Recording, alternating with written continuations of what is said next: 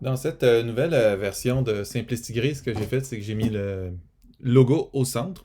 Juste pour vous expliquer un petit peu le concept de la Flexbox. Donc, la Flexbox, c'est un super élément parce que, tu sais, au fond, plus que je stretch mon image, la Flexbox va toujours répartir également le contenu entre chacun des éléments qui la composent.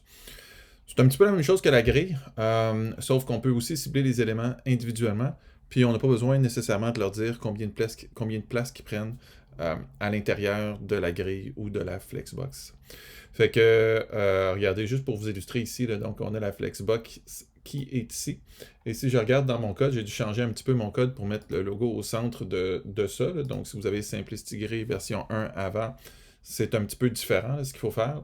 Mais je l'ai fait pour vous ici. Donc vous avez ici l'entête qui est là. Puis à l'intérieur de l'entête, vous avez le logo mobile qui est à gauche. Le logo mobile ici, je l'ai mis à gauche, puis après ça, je l'ai caché pour qu'il se révèle seulement dans la version mobile.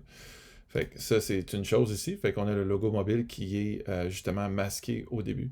Là où on va se concentrer pour expliquer la Flexbox, c'est ma div menu 1 ici. Alors, par exemple, ma div qui est menu 1 ici, elle est display en flex ici.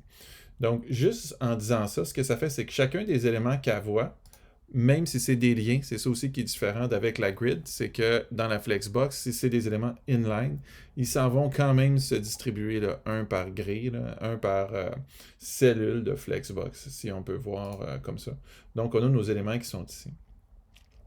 Dans mon menu de Flexbox, donc menu 1 ici, c'est Display Flex pour la convertir en Flexbox. Puis Justify Content, c'est justement c'est comment est-ce que qui vont être alignés les éléments en termes d'espace. Alors là, par exemple, j'ai Space Around pour qu'il y ait un espace égal entre tous les éléments. Puis enfin, celui que vous voudrez sûrement voir, c'est Align Item. Donc là, par exemple, c'est centré. Si on va voir les différents éléments qui sont ici, mettons, j'inspecte cet élément-là ici. Donc, ce qu'on peut voir, c'est que mes éléments sont là, sont tous distribués dans ma Flexbox de façon égale et au centre.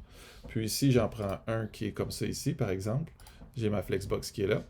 Et je vais voir que dans mon menu ici, j'ai Display Flex. Et si je m'envoie ici, par exemple, mes éléments, au lieu de soit centrés, si je les mets à la base, ben, tous mes éléments vont être à la base. Par en haut, ils vont tous être en haut et au centre, ils vont être au centre. C'est un petit peu ça la Flexbox. Bon, si on veut plus d'indications, on peut aller sur CSS Tricks ici, à cette adresse-là. Puis on va avoir un guide complet de la Flexbox avec vraiment là, tout ce qu'il est possible de faire dans la Flexbox. Mais disons que juste de jouer avec ces alignements-là, ça peut être intéressant au niveau du centré, au niveau du haut. On peut aussi cibler les items individuellement dans une Flexbox. Alors par exemple, si je cible mon menu qui est ici, bon, ici il est dans la Flexbox ici. Si je m'en vais chercher logo ordi qui est là, ici, il prend un certain élément dans la Flexbox. Comment je pourrais vous l'expliquer? Peut-être avec FlexGrow. FlexGrow, c'est un élément intéressant qui dit le nombre de cellules qu'il prend dans la Flexbox. Alors, par exemple, par défaut, c'est 0. Si je lui dis d'en prendre 2, il va prendre 2 fois le nombre de cellules qui est supposé dans la Flexbox. 3, il prend 3 fois le nombre de cellules qui est supposé de prendre dans la Flexbox par rapport aux autres. On voit qu'il prend 3 fois plus de place.